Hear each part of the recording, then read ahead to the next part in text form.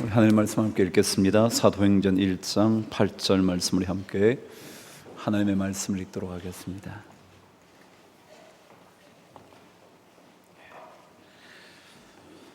사도행전 1장 8절, 여러분이 다 외우실 만큼 들으셨던 말씀, 함께 말씀을 받들어 읽겠습니다.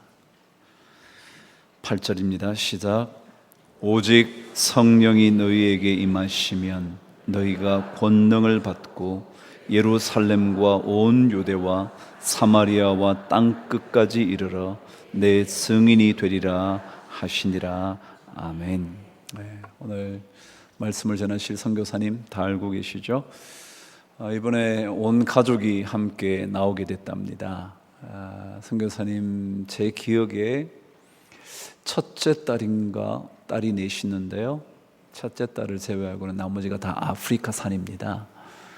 아프리카에서 자녀를 다 낳아서 길러서 이제 마지막 딸이 대학을 입학을 하더군요. 큰 딸이 저희 딸과 아마 거의 동갑내기인가. 그런데 그만큼 긴 세월을 아프리카에서 사역을 하시면서 하나님의 복음의 일꾼이 되셨죠. 오늘 말씀을 전하실 때 하나님께서 여러분에게 새로운 복음에 대한 열정과 복음을 전하는 일에 대한 뜨거움을 회복시켜 주시게 되기를 바랍니다. 우리 이성 교사님 나오실 때 큰 박수로 환영하십시다.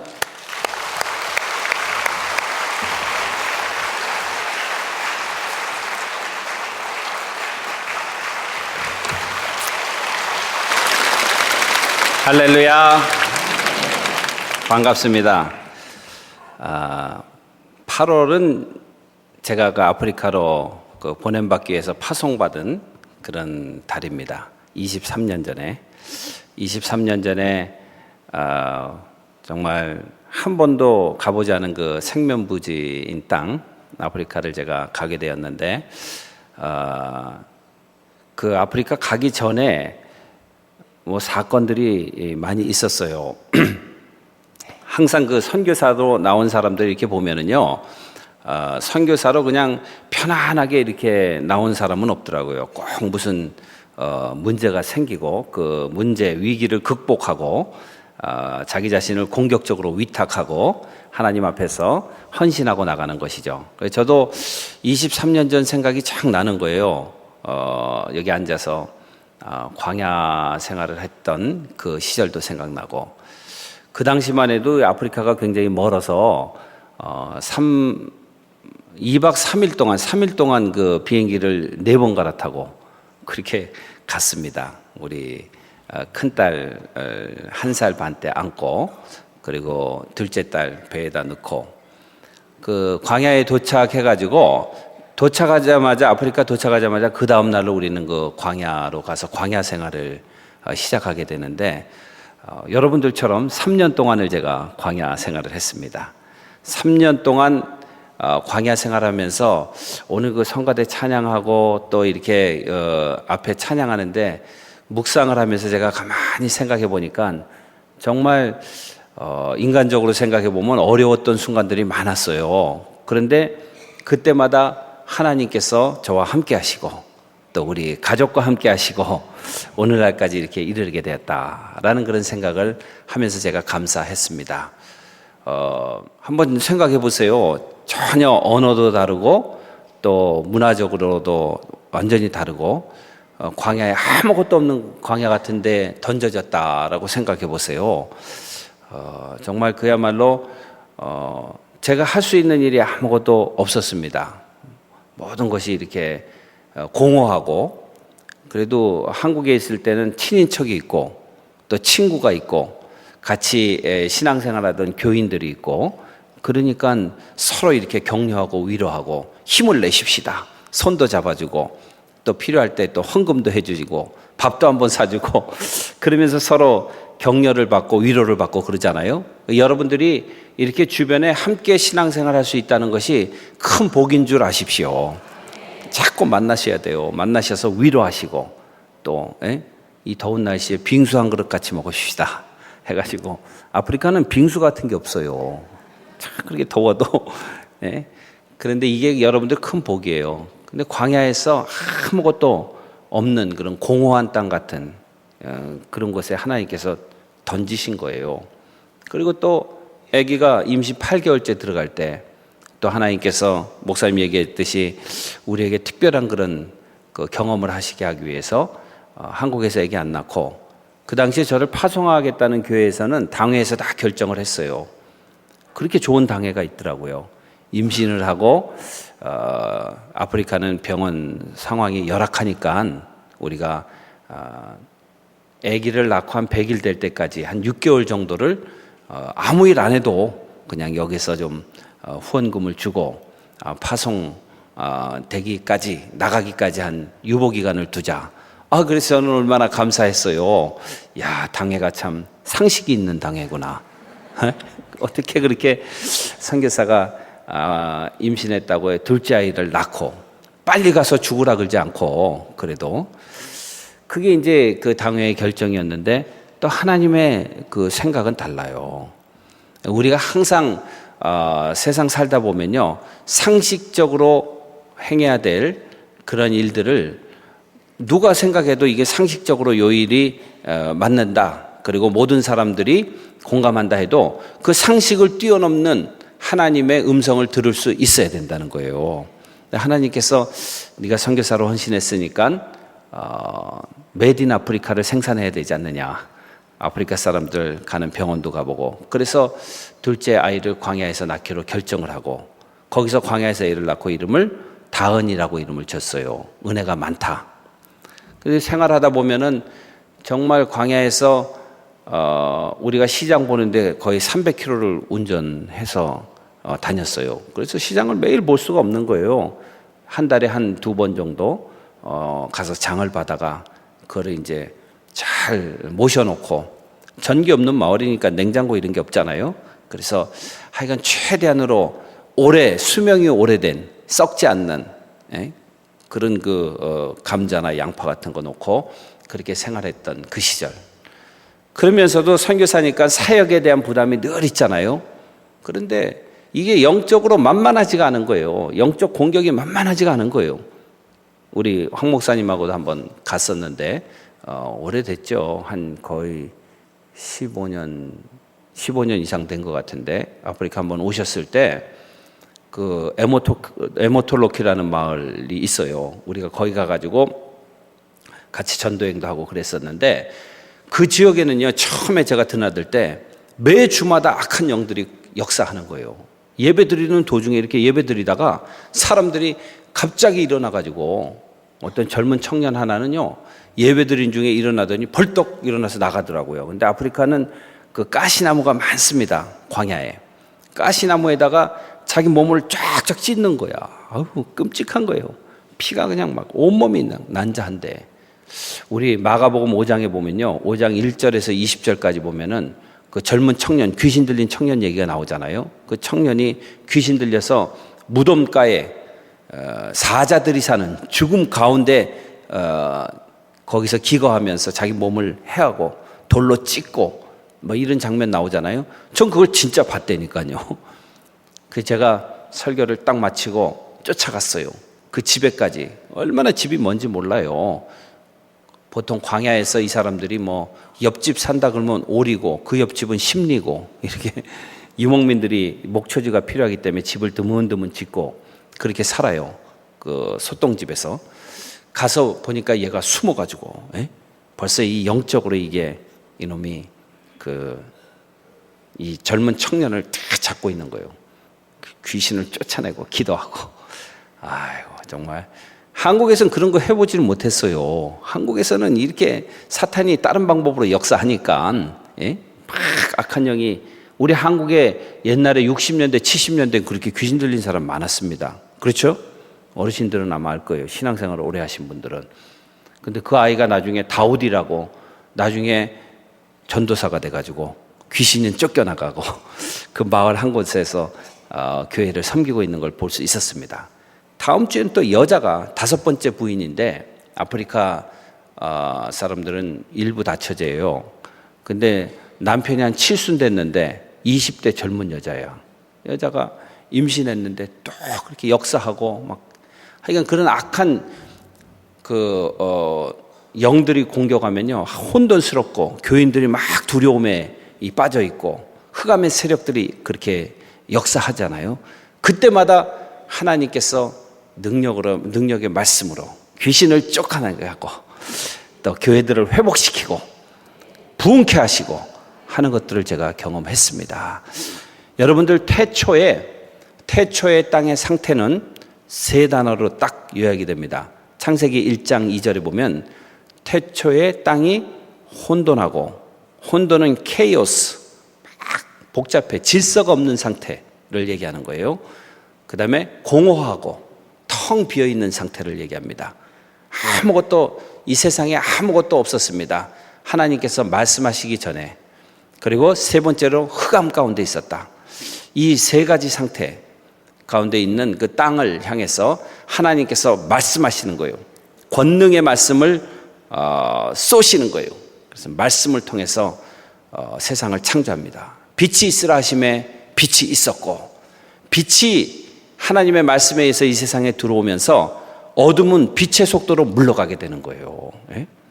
깜깜한 이런 방에 탁 전기를 하나 켜면은 어둠은 빛의 속도로 없어져 버리는 거예요. 그래서 우리 삶 가운데 덮고 있는 모든 어둠의 세력들은요, 하나님께서 빛이 있으라 말씀하시면 어둠은 빛의 속도로 떠나가게 될 줄로 믿습니다. 그래서 모든 우리 아이들 가운데 덮고 있는 어둠의 세력들, 교회 안에 덮고 있는 어둠의 세력들, 교단 안에 덮고 있는 어둠의 세력들, 하나님 말씀하여 주시옵소서.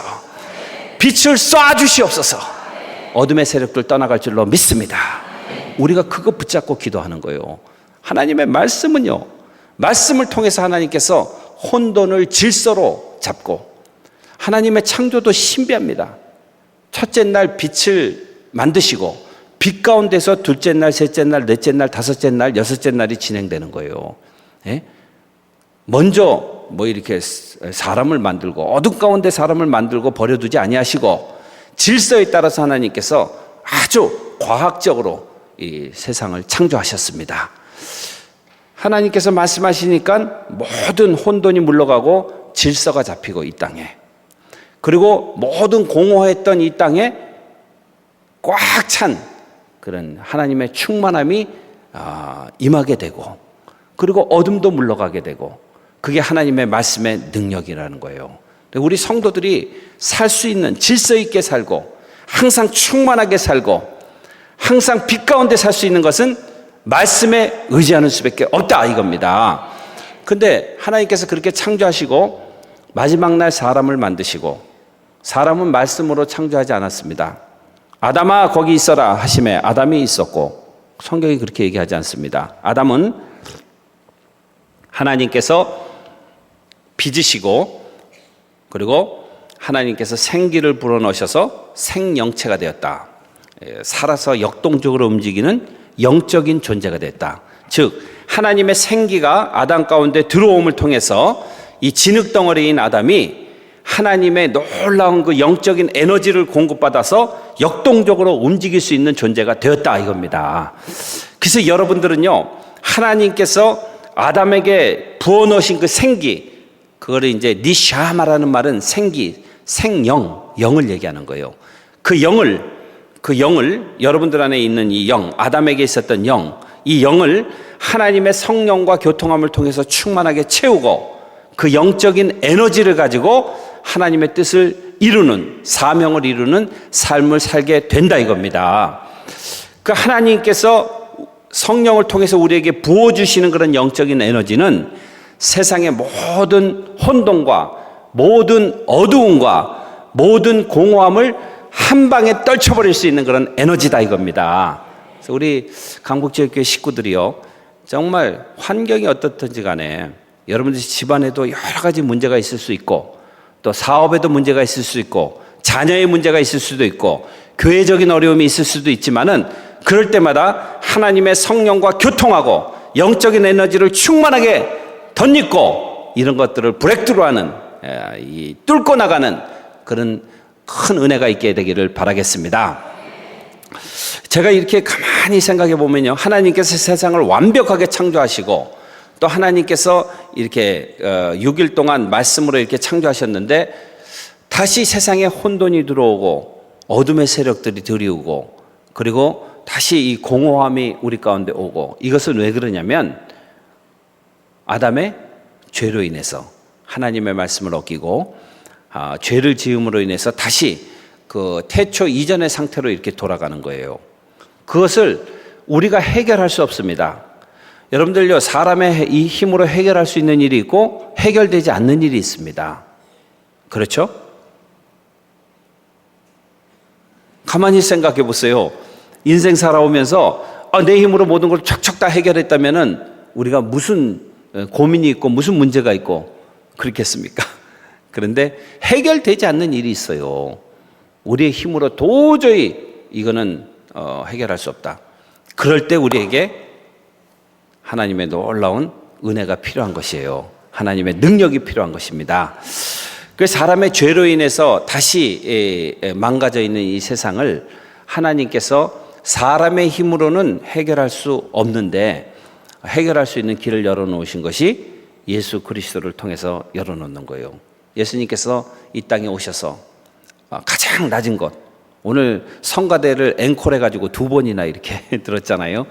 정말 낮은 곳에 임할 때 하나님의 그런 은혜가 충만한 거예요. 예수님께서 가장 낮은 곳, 사람들이 다 조롱하고 사람들이 전부 다 지기 싫어하는 그 십자가라는 그 놀라운 십자가의 능력을 통해서 우리가 회복될 수 있는 그런 길을 열어놓으셨다 이겁니다. 예수님께서 십자가를 지시고 돌아가시고 3일 동안 무덤에 계셨습니다. 그리고 며칠 동안 제자들에게 보이셨어요? 며칠? 40일 동안. 십자가 유월절에 어린 양으로 돌아가시고 43일이 지난 이후에 예수님께서 승천하시면서, 예수님의 그 십자가의 능력은요, 죽음으로 끝나면은 그건 뭐예요? 아무것도 아니지. 아무것도 아닌데 죽음을 통해서 예수님께서는 다시 살아남의 그런 놀라운 문을 여시고, 예수님이 죽음을 통해서 부활의 놀라운 그런 비밀을 이 땅에 나타내시고, 죽음을 통해서 우리가 이 세상 끝이 아니고 영원한 하나님의 나라를 대망할 수 있는 길을 부활을 통해서 열어놓으셨다는 거예요. 그래서 예수님의 부활은 죽음을 완전히 사망시킨, 사망을 완전히 장례시킨 그런 놀라운 사건이다 이겁니다. 우리가 그날이 우리에게도 온다 이거예요. 우리가 부활할 날이 옵니다. 그때 죽음은 완전히 장례되고 더 이상 죽음은 없고 영원한 하나님의 나라에 입성해서 우리가 들어가 살 날이 온다 이겁니다. 텔레비 칼럼을 보는데 2050년이 되면요, 2050년이 되면은 태평양에 있는 그 마이크로네시아 그 섬들의 대부분이 이렇게 다 잠긴대요. 그래서 벌써부터 이렇게 그 섬을 이주하고 도시를 이주하고, 뭐 도시도 아니죠, 이런 행정기관이나 이런 것들을 이주하고, 그런 그 다큐멘터리를 제가 보면서 우리 집사람하고 저하고 2050년 되면 우리는 몇 살일까? 우리 집사람이 자기는 2050년이 되면은 86세 거의 그 할머니, 저는 90세가 넘는 거예요. 그래서 제가 나는 그때는 하늘나라에 가 있을 것이다. 보통 사람이 뭐 70년, 80년 모세의 기도대로 하면 하나님이 은혜 주셔서 뭐 더 살게 하시면은 90세까지도 살겠지만, 그런 얘기하면서 문득 그런 생각이 드는 거예요. 2050년이 되면 나는 이 세상에 없을 사람이 될 수도 있겠다. 그렇지만 그래도 우리에게 희망이 있는 것은 이 세상 등지고 우리가 죽음 앞에 맞닥뜨려도 다시 살아남의 역사가, 하나님의 나라에 입성하는 그런 은혜가 우리 가운데 오게 될 것이다. 그런 마음이 제가 드는 거예요. 우리 여기 강복지역교회 식구들 모두, 여기 앉아있는 사람 모두도 한 사람 예외 없이, 제가 예언의 은사 받았어요. 한 사람 예외 없이 다 죽습니다. 다 죽어. 그렇지만요, 또 다른 예언을 하면요, 죽지만 반드시 다 살아날 것입니다. 살아나서 하나님의 나라에 입성할 날이 온다는 거예요. 1900 몇 년도에 태어나가지고 이 세상 살다가 신앙생활 하다가 2010년도 돼가지고 우리가 참 신앙생활 하다가 어려움을 당하고 참 모여서 기도하고 아침에 모이고 저녁에 모이고 정말 모여서 기도할 때 기도하면서 하나님께서 우리에게 또 은혜를 주시고 우리에게 영적 에너지를 공급하여 주시고 그런 것들을 여러분들이 하나님 나라에서 조명할 날이 반드시 온다 이겁니다. 이 기도는요 살리는 힘이 있어요. 제가 어제 오늘 아침에 일어나서 에스더서를 쫙 이렇게 묵상을 하는데 에스더는 고아였잖아요. 고아였고 에스더는 정말 1년 동안을 왕비가 되기 위해서 신부 수업을 하고 그 정말 고아로 거칠고 고아도 보통 고아가 아니고 신민 통치를 받던 노예의 고아야. 노예의 고아.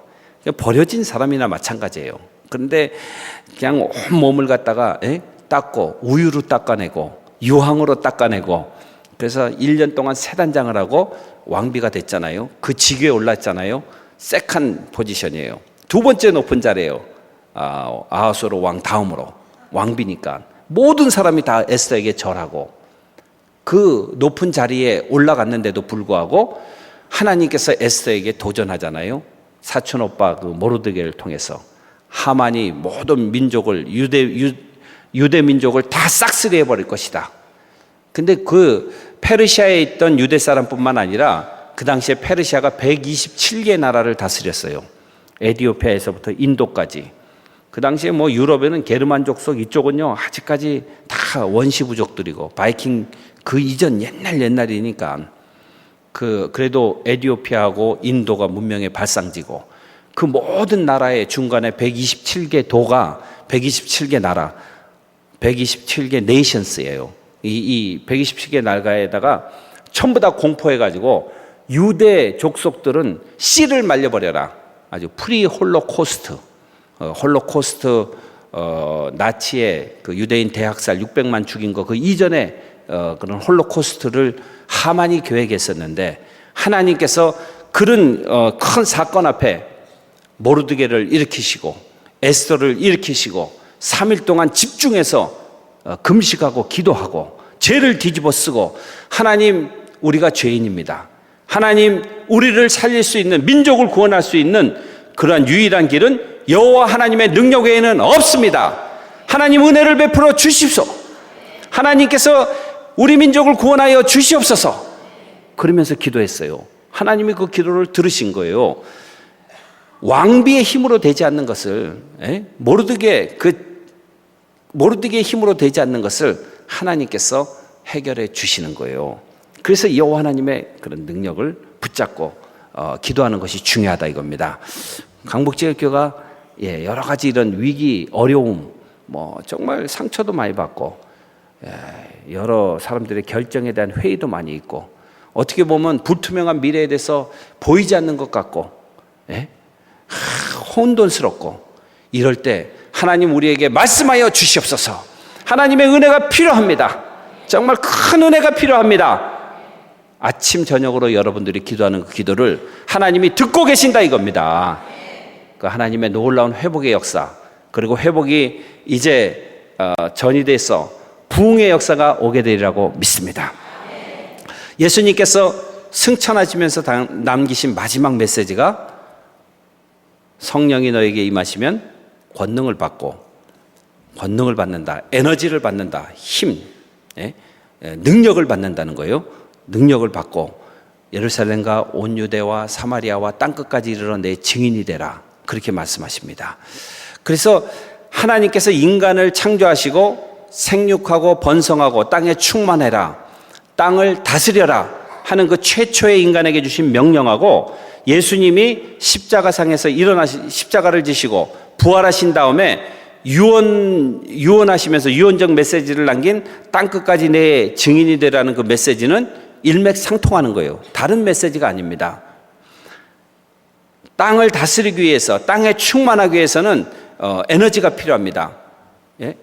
진흙 상태에서는 어디를 움직일 수 없어요. 사람이 옮겨놓으면 옮겨지겠지만 그런데 하나님의 그 영이 들어가서 그 다음엔 영적인 에너지를 가지고 움직일 수 있는 거예요. 제자들도 마찬가지입니다. 예루살렘에서 먼저 큰 부흥이 일어나잖아요. 제자들이 공격적으로 헌신하고 11조 신앙을 박살내고 열의 열을 다 드리고, 사도행전의 역사에 보면요, 하나님의 성령께서 임하시니까 그동안 구약시대에 있었던 그 제도, 11조 드리면 좋은 신앙인이고 11조 드리면 자기 성도의 의무를 다했다라는 그 신앙관을 박살내는 거예요.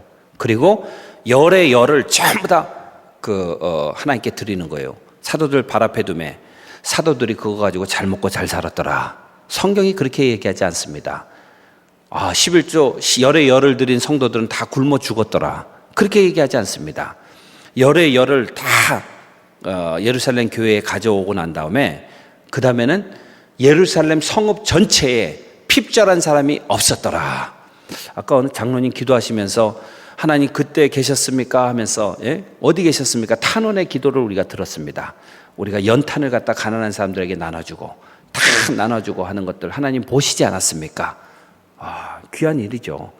여러분들 말이에요, 사도들이 공정하게 분배하고 예루살렘에 있는 모든 성도들뿐만 아니라 예수 믿지 않는 사람들에게도, 가난하고 먹을 것이 없어서 굶주린 사람들에게 그리스도의 그런 사랑과 복음이 증거되고 모두가 동시에 살아나는 역사가 예루살렘 교회를 통해서 일어나고, 그 일로 인해서 예루살렘 교회가 급성장하는 거예요. 급속도로 120명에서 3,000명 회개하고, 여자까지 6,120명에서 5,000명, 또 안진뱅이 일이고 난 다음에 16,120명에서, 그건 제 숫자야. 정확한 인원은 제가 잘 모르겠어요. 하여간 성경에 나온 숫자에다가 곱하기 2 했어요. 여자를 존중하는 마음으로. 그리고 5장에 보면은 성도들이 계속 나누고, 서로 격려하고 카운셀링하고 해가지고 성도의 수가 무수히 많아졌더라. 수만 명 교인 되는 거예요. 그게 공격적인 헌신을 통해서 성령의 역사에 의해서 교인들 안에 하나님의 성령의 놀라운 힘이 들어감을 통해서 일어난 교회의 부흥의 역사다 이겁니다.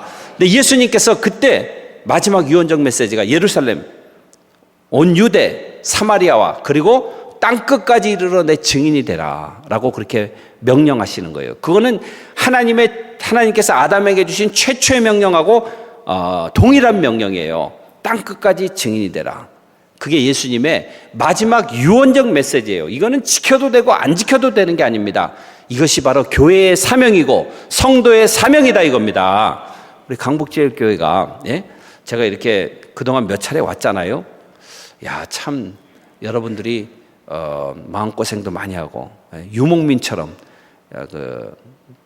노매드가 돼가지고 유목민처럼 여기 다니고 저기 다니고, 오늘 아침에 제가 강북제일교회 그동안 이렇게 쭉 영상 만들어 놓은 걸 아침에 봤어요. 그랬더니 저는 강원대학교에만 가서 예배 드린 줄 알았는데 그 전에도 보니까는 하여간 전과가 많대. 여기저기 옮겨다닌 전과가. 어디 구청에도 가고 무슨 어디 경동고등학교인가 무슨 어디 고등학교도 가고 막 미양고등학교인가도 막 다니다가 여러분들이 여기에 다시 이렇게 안착하게 됐습니다. 이제는 교회의 사명을 감당할 때입니다. 이제는 부흥을 경험할 때입니다. 이전 것은 다 지나갔으니 하나님께서 새롭게 하실 줄로 믿습니다. 기도할 때가 이겁니다. 아침 저녁으로 나와서 기도하시는 분들 보면요, 정말 교회를 사랑하는구나, 교회를 살리기 위해서 저렇게 기도하는구나. 이 숫자가 점점 많아지고 여기에 기도 운동을 통해서 교회의 회복뿐만 아니라 가정의 회복이 있고 나라의 구원의 역사가 일어나고 땅끝까지 복음 증거하는 놀라운 교회로 성장하게 되기를 주님의 이름으로 축복합니다. 기도하겠습니다. 살아계신 아버지 감사합니다. 인간의 모든 생사화복을 주장하시고 우리의 일거수일투족을 다 보고 계시는 하나님을 저희들이 믿습니다. 오늘날 우리가 당하고 있는 일도 하나님께서 보고 아실 줄로 믿습니다. 하나님 우리에게 회복의 은혜가 있게 하여 주시고 열방을 향해 하나님의 복음을 증거하는 교회 되게 하여 주시고 이 지역사회를 살리는 교회 되게 하여 주시고 교회의 회복을 통해서 가정이 회복되게 하여 주시고 민족이 회복되는 역사가 일어날 수 있도록 은총을 베풀어 주옵소서. 감사 영광 주께 올려드리고 예수 그리스도 이름으로 기도드리옵나이다. 아멘.